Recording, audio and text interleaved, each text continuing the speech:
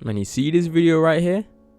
Yeah, this video, they're the madness. Man said the 28th of September 2016, come back from school, you put this video on, and best believe after you finish this video, you're gonna go straight to 2K17 and try the same thing, kind of. It's moments like this that made 2K17 a great game.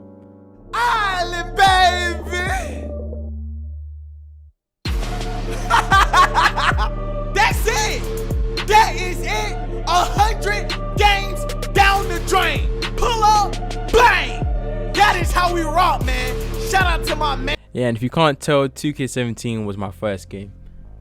Or that was my first 2K I actually played. So if 2K16 wasn't for you, that's your thing. It's probably the same thing, because I'm pretty sure Pretty Boy Fredo was still doing his things during the 2K16 time. But yeah, this whole video is talking about the my career aspect. All the offline aspect of the game and all that, that's not me. I do not know about that stuff. But the my career, my park thing, that's what I know. That's what I'm going to be talking about.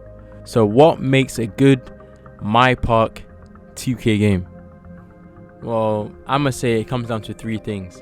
Most importantly is gameplay. Second, content creation. And third is the overall experience. Alright, so let's talk about what makes a bad 2K game.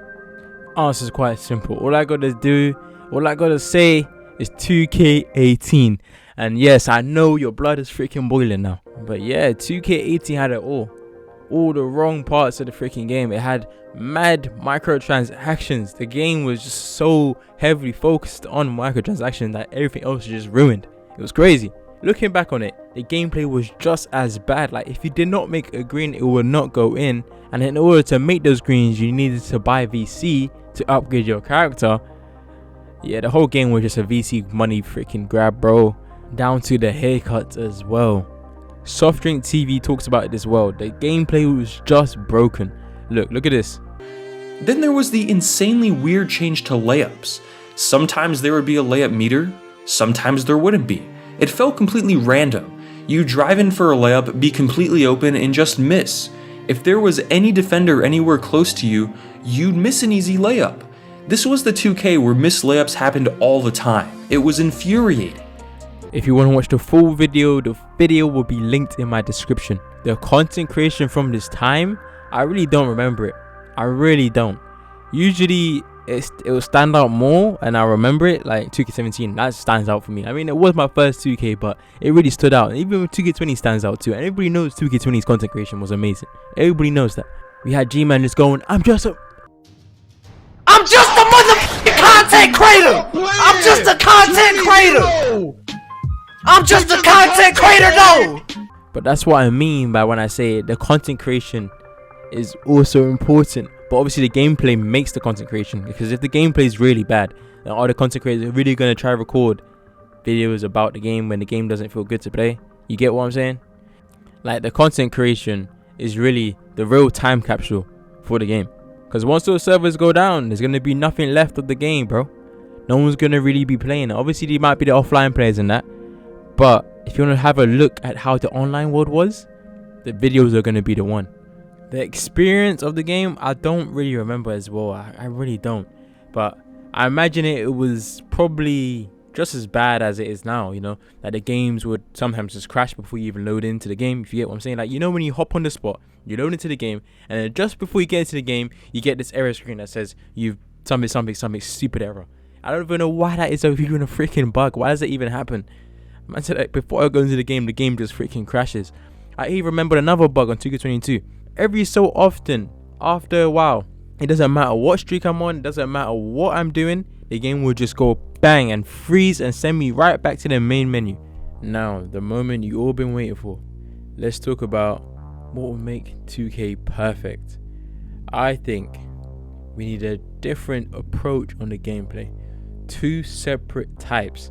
So we can have an arcadey version and a more of the 2K23 version, which is, it's still arcadey, but it's got a bit more realism to it. Like, you can only, you know the 2K23 mode. So like the casual side is the park, and there's going to be a separate place which is ranked, and that is more of the sim basketball or the 2K23 type of gameplay, and the park gameplay is just like 2K17 or just like any other good 2K. 2K16, the park side of it is 2K16 gameplay. I think the game is really lacking like a good ranked game mode. Like the real ranked game mode for most people in the park is probably the stage, which I don't think. I mean, I guess you're playing for money, but I feel like it would be better if there's like a ranking system and people played against similarly matched opponents. And it's only in this ranked mode though. You only do that in this ranked mode. Everything else, you do it in the park. You know, you just do the usual pick up basketball in the park. I don't know if that will fracture the player base, but maybe you could remove Pro-Am. You could remove Pro-Am and do that and do a proper ranked system, or just turn Pro-Am into a proper ranked system. I'm sure many people have been asking this for time. Like Pro-Am is almost like ranked, but it's not fully there. I also think the events will need a whole new look. Like, because right now the events are basically just double XP, double XP, double XP. I mean, there are the few 1v1 competition and all that, whatever. But I think it would be better if there was more events like dunking contest events where, you know, like we're all in the park and we all have a dunk contest and see who does better, and then whoever does better gets the more points. And like you know, the dunk contest that you get in my career, that should be online, and we should be able to play against our friends with that dunk contest thing. They also need to bring back those wacky events, man, because those wacky events, I'm pretty sure will bring some players back to the game once the game starts getting a little stale, because the game will stale out a little bit. You know, it won't always stay peak popularity. It'll go down a little bit, but then you got to keep bringing those players back, give them a reason to actually play the game, which will in turn help the content creators make more videos, which will also bring back players back and keep the game fresh and alive. You see, there's a hole. So in conclusion, we basically just need more innovation on the gameplay side of things, and not just the same old, because right now Park kind of just feels the same as it did last year, kind of.